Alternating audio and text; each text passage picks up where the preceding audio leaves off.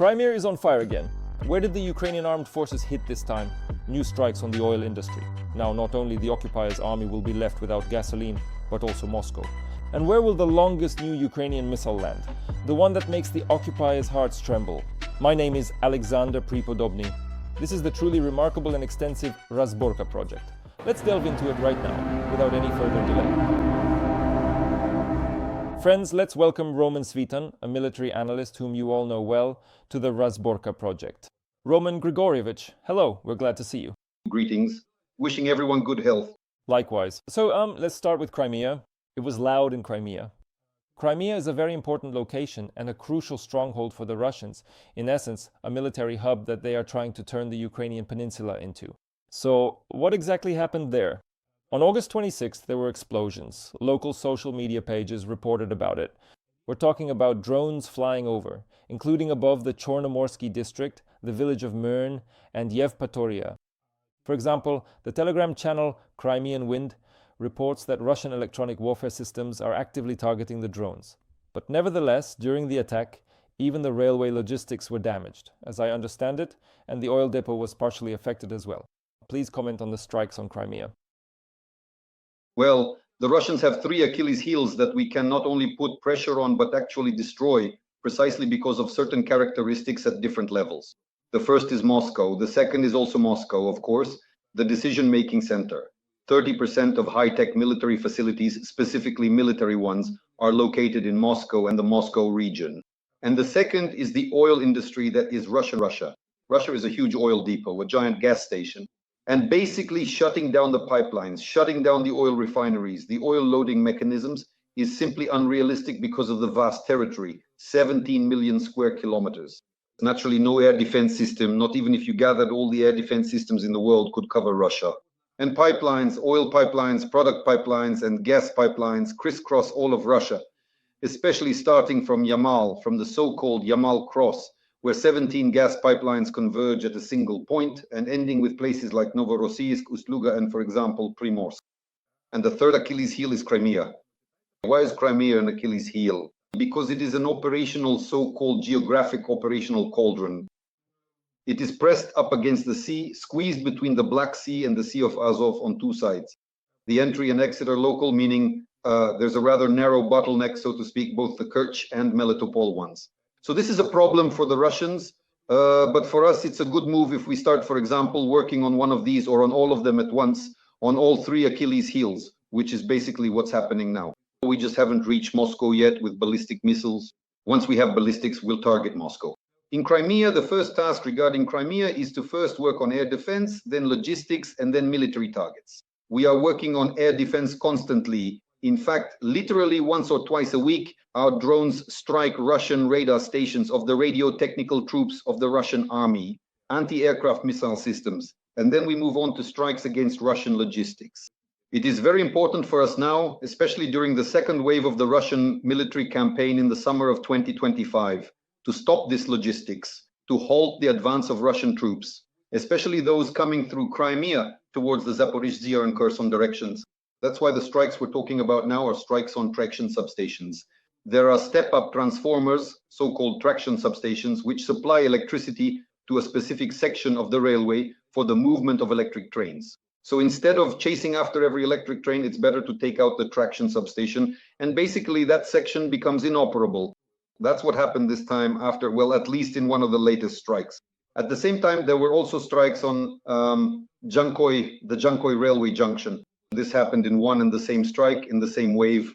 In other words, they hit both places simultaneously. But the Russians have a backup so-called mechanism for transporting military cargo. They use diesel locomotives to pull it. So in addition to having to take out the traction substations, you also need to hit the oil depots. That's exactly what we're talking about here. So in the same wave, there was also an attempt, at least an attempt, to hit the oil depot where a large amount of diesel fuel is concentrated. Diesel fuel is like gasoline, but mainly diesel is used for locomotives. So that's why the oil depot is also a priority target. Well, next comes escalation. We're waiting for the escalation of the strike. Roman Grigorievich, I'd like to ask you something. You mentioned Jankoy, which happened a few days before this, right? When they hit essentially an entire train carrying fuel that the occupiers, as I understand it, were transporting for the needs of the front. Is it actually possible to take control of the exits from Crimea, say the isthmus, including the supply points and the supply lines to the Zaporizhzhia direction? Could this be an objective for our military? Well, if we're talking about railway crossings, let's say a railway crossing, there's really no point in targeting the crossings themselves. It's better to strike Jankoy. The thing is, all the railways in northern Crimea converge in Jankoy. Jankoy is, well, a railway hub. The railway lines from Melitopol, Kherson, Kerch, and Sevastopol, they all converge in Jankoy. So if you take control of it, that is, keep striking the railway hub, the Russians simply won't go around it. There are no other lines. That's just how this railway spider is laid out. That's why they're hitting the Jankoy railway hub specifically. Moreover, besides the railway itself, there's also an airfield there which the Russians use as a transit warehouse. There are loading and unloading ramps, a tactical aviation airfield, helicopters, they're serviced there as well, at least those that operate, including in the Zaporizhzhia direction. In other words, there's no point in controlling the railway itself, meaning the crossings, so we strike the railway. As for the transport crossings, meaning the road bridges, well, for that you need to at least take down both bridges in Henichesk. That is, you really need to take them out, meaning you need to hit them with a warhead of at least a ton or half a ton. Drones won't solve this, so we need missiles. By the way, we've already taken down those bridges before. That's why it's important, of course, to resolve these issues. There's also the matter of Strelka that needs to be addressed. They're still using Strelka as a kind of transfer bridge. And the main direction, for example, is towards Kherson. Here, the bottleneck is too wide to take full control of it, although it's still possible. So there are several points there where you can strike and, in principle, create certain problems all the way up to Krimsky Titan.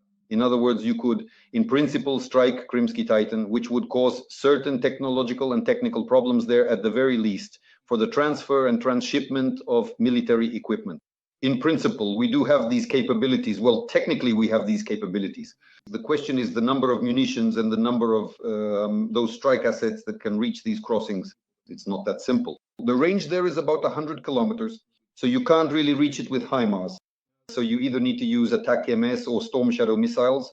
These are indeed very serious and highly advanced missiles possessing a significant destructive capability, making them far too expensive and valuable to simply deploy, for instance, against ground-based targets or against objectives that are not considered strategically important at a given moment in time. That's why I think as soon as we have enough strike capabilities, and now there's information coming out that we're being supplied with those same rams, basically it's a good missile, inexpensive, and it can strike, including at vehicle logistics on those crossings. Yes, by the way, I want to ask you separately about this missile. But for now, let's wrap up this overview of the positive events. Ryazan region. Something happened there again. Locals are reporting an explosion on the main Ryazan-Moscow oil pipeline. In fact, after a major fire broke out on this main oil pipeline, the supply of oil products to Moscow was even suspended.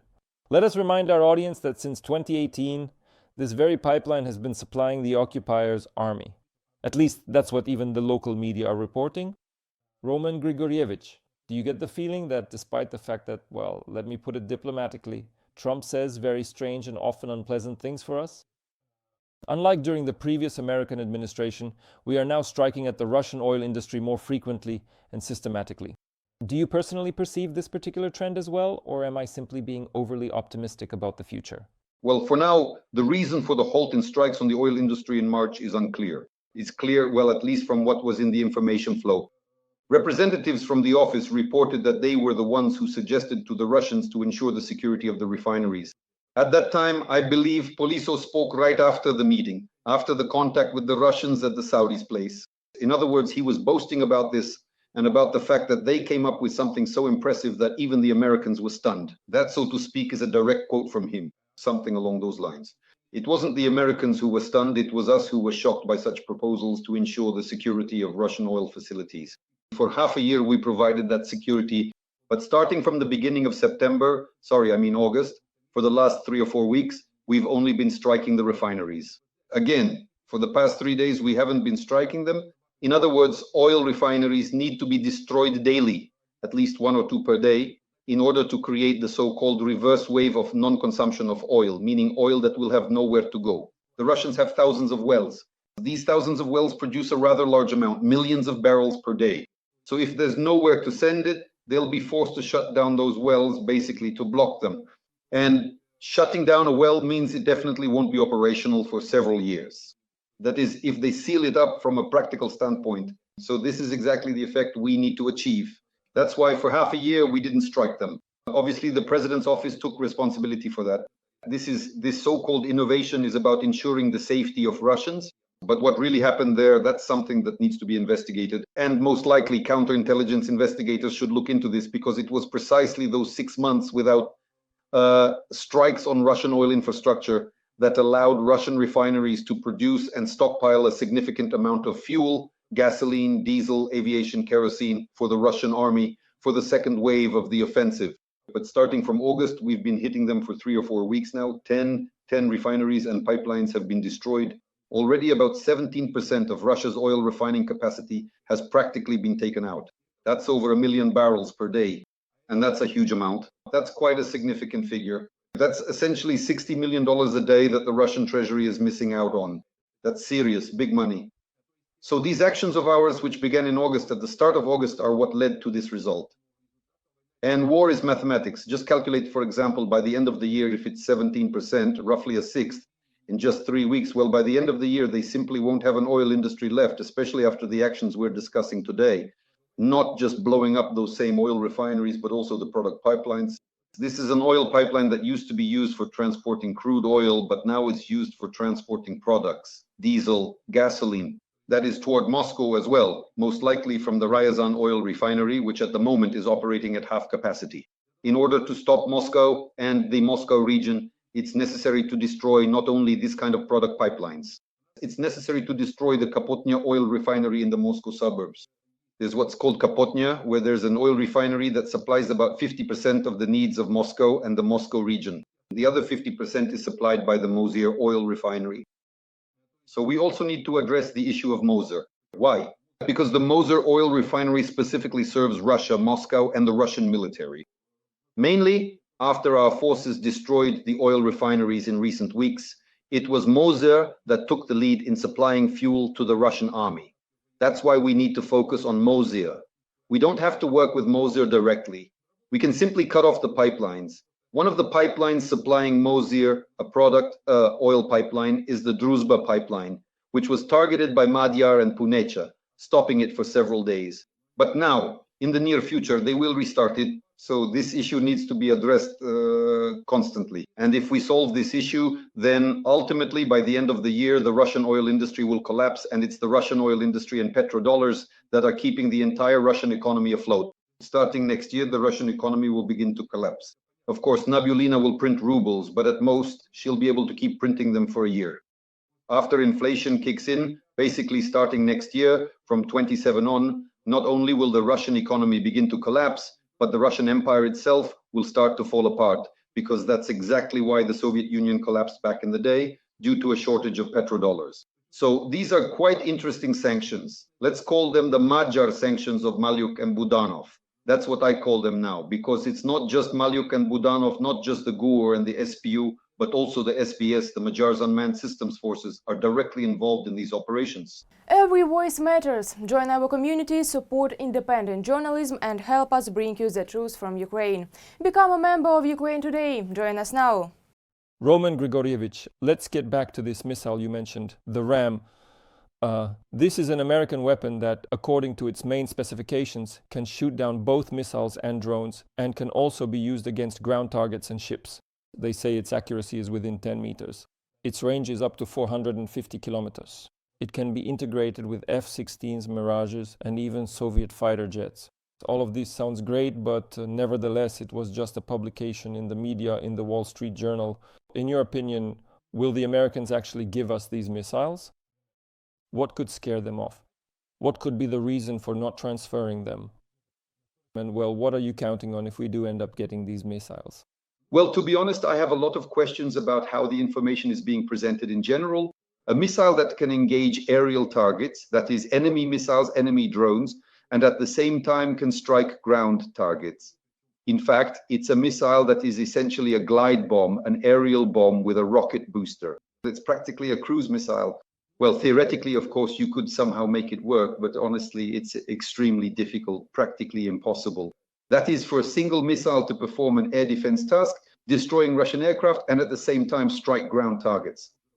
I think there's definitely some kind of mistake here at the very least. Why? Because, well, what is a ram? Ram is essentially a sophisticated glide bomb equipped with a powerful rocket booster. Roughly speaking, to put it in very simple terms, it's quite similar to the French hammer system, for example, in its operational concept. So it's either a powerful missile or what's precisely called a missile bomb, or you can effectively combine, for example, a JDAM, that is a sophisticated guidance and gliding mechanism system, with an aerial bomb, again with a robust rocket booster. This allows for significant versatility in targeting and delivery. A rocket booster means a jet, non-jet, or turbojet engine. Well, if a rocket engine can't throw a cruise missile or a glide bomb 400 or 450 kilometers, then it's definitely got a turbofan engine, a turbojet engine. Whether it's a two-spool or single spool, that's not important. That's why I think, after all, this is an air-launched missile, at least for now. Of course, it could be made ground-launched too if you add a rocket booster. But in reality, of course, to put it simply, it's an aerial bomb with a glide system equipped with a turbojet engine that can push it, depending on the fuel, anywhere from 250 to 450 kilometers. It's a good thing, of course, a good one. 250 kilograms, well, at least the basic 250 kilograms of the warhead will cause a sensation in Russia, in the Russian rear, if they are used in large numbers. And basically, it's an aerial bomb or a missile that can be carried under the wing by F-16s, Mirages, and, for example, our MiG-29s, Su-27s, and Su-24s. So this is quite a good range of carriers. That's why we've been waiting for it for a very long time. It was ordered back in in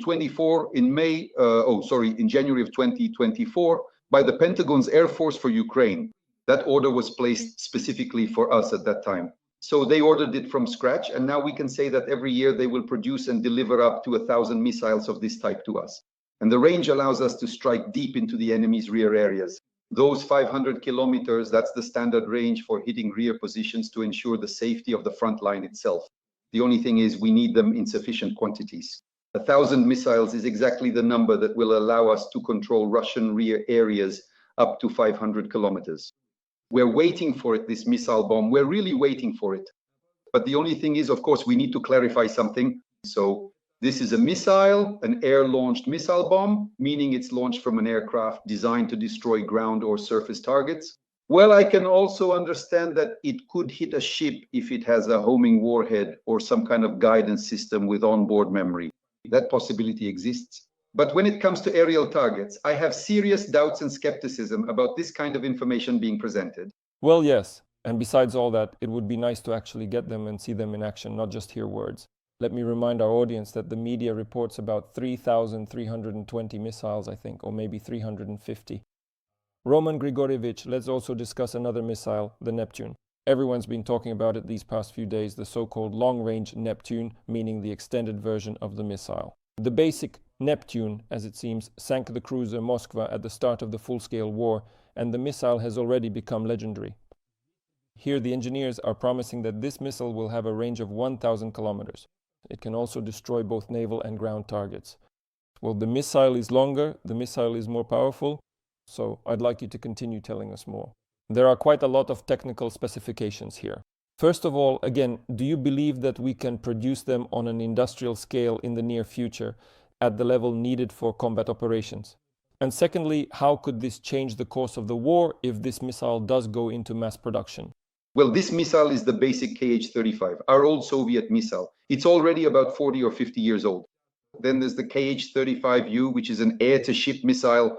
Just to clarify, yes, it's an aircraft-launched missile designed to destroy ships. So as a base, it was produced here in Ukraine back in the Soviet Union days. Practically everything was made here, the missile itself and the engine.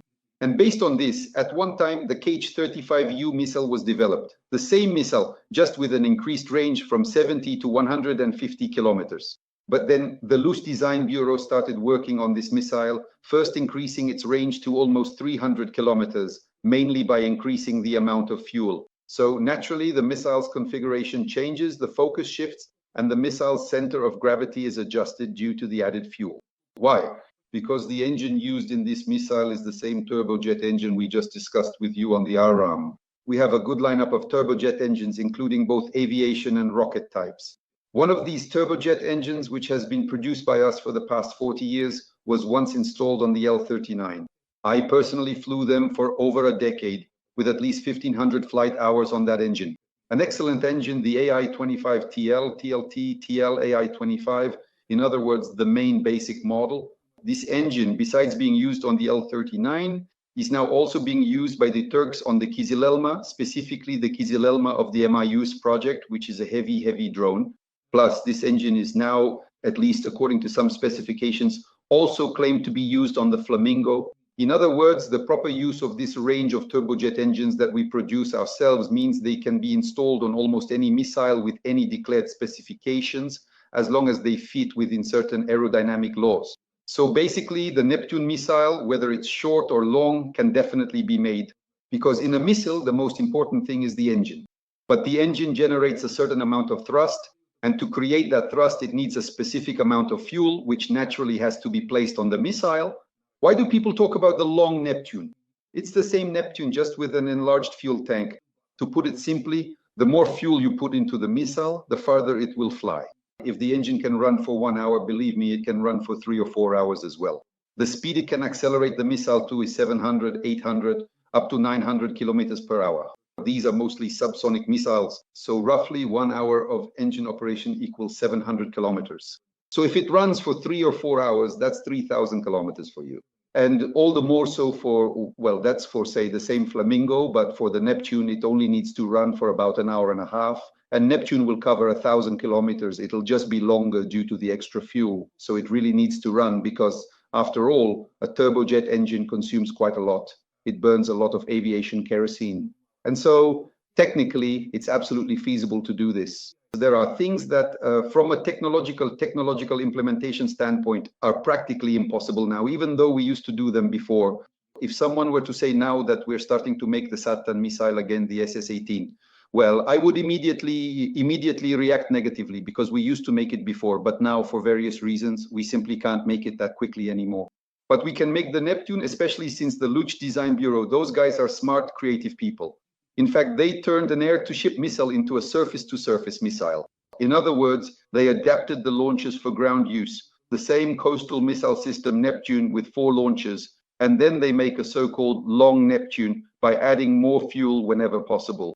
The only real problem with this missile, of course, is its small warhead. Starting from the RS-35 and up to basically the long-range Neptune, the warhead is around 150 kilograms. That's the standard warhead. But in principle, if there are enough of these missiles, they will accomplish their combat mission. For example, to take out an oil refinery, 3 or 4 missiles, and it will be gone. If 3 or 4 missiles, 3 or 4 Neptunes hit an oil refinery, it simply won't exist anymore. There will be nothing left to salvage. So where should it be used? There is a wide range of missiles here, although the warhead in any missile should be at least half a ton. Why is that? It should be tandem. After all, there is a military objective to achieve. For example, breaching certain underground bunkers requires either tandem warheads or a 1-ton warhead in order to, say, comprehensively strike something like the Ural Vagon Zavod. That's why we're waiting for Neptune to reach ranges. Well, just for understanding, if it's launched safely, for example, the range would be up to Engels, Saratov Engels, so this missile can reach as far as the Volga. Roman Grigorievich, to wrap up, I want to briefly ask you about the front. There were reports that 2 settlements were occupied by the Russians yesterday, as I understand it, in the direction of Pokrovsk. Today it's being reported that in Donetsk region, the occupiers have already been driven out of Novomikhailivka and Zeleny High in Donetsk region. What is your assessment of the situation on the hottest section of the front? Please comment on it.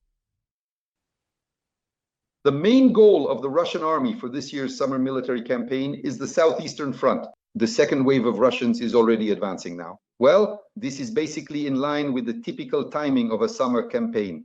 Almost any army plans its operations in this precise way. The first wave's crucial task is to conduct shaping operations and to thoroughly probe the front to determine the main direction. And the second wave is already coming in. Fresh reserves that will enter into practically prepared breakthroughs or areas where a push has already occurred. So now the Russians are trying to break through. In other words, the shaping operations are ending, the second wave is coming in, and now there will be real pressure mainly along the section of the front from Vasilivka to Kupiansk.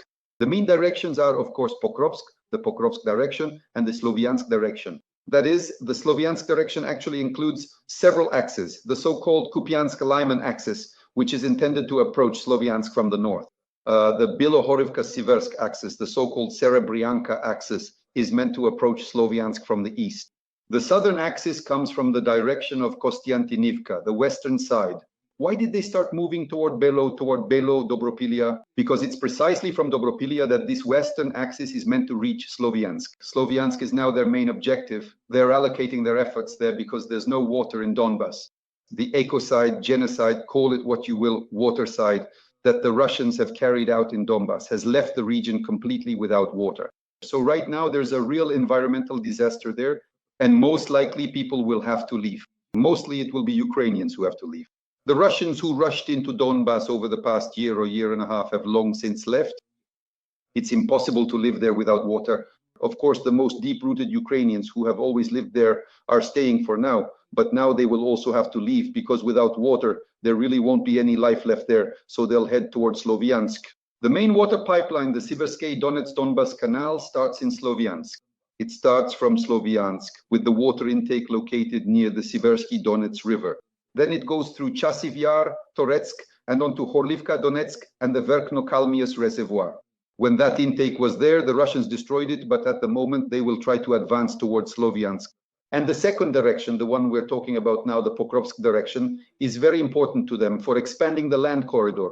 This is the second problem for the Russians. One problem is water for Crimea and Donbas, although water is also an issue for Crimea. But it's a bit easier there. There are mountains, so there's a place for water to collect. In Donbas, the mountains are old, and there's practically no water there. And the second problem for the Russians is the land corridor. It's very narrow, only 80 kilometers wide. Any well-prepared air operation could cut the land corridor all the way to Melitopol. The Russians understand this perfectly well, and they're definitely afraid of it because Melitopol, Berdyansk, and even Mariupol are now, in terms of aerial strike capabilities, our priority directions. The width, or rather the depth of this front is only 80 to 100 kilometers. That is, they will try to expand it to the level of 120 or 150 kilometers. This is roughly the distance from Zaporizhzhia to Pokrovsk. So they will move, try to push, and one of our main tasks is to counter this Russian pressure in order to prevent them from crossing several key supply roads that run from Zaporizhzhia to Donetsk. So they are actually holding it as the front line. That's why we still have at least 1.5 to 2 months of intense fighting ahead on the eastern front, specifically somewhere from Zaporizhzhia to Kupiansk. So this southeastern front should be our main priority for the task of defense. Yes, that's what I wanted to clarify with you. You answered my question. How much time does this second wave have left? 1.5 to 2 months, right? According to your calculations? 1.5 to 2 months, yes. The thing is, the summer military campaign is coming to an end. Why is it called the summer campaign? Because there are certain summer additives. That is, it ends either with the onset of cold weather, meaning frosts, when they switch to winter types of fuel and everything else, or when serious rains begin. That's why it's 1.5 to 2 months, roughly until October or November, maybe at most until December, but it all depends on the weather. In other words, the end of the summer military campaign is directly tied to the weather when it transitions into the winter campaign. Let's hope that everything goes more successfully for us. Thank you so much. Roman Svitan, military expert, was on the air for the Razborka project. Roman Grigorievich, see you soon. Thank you again.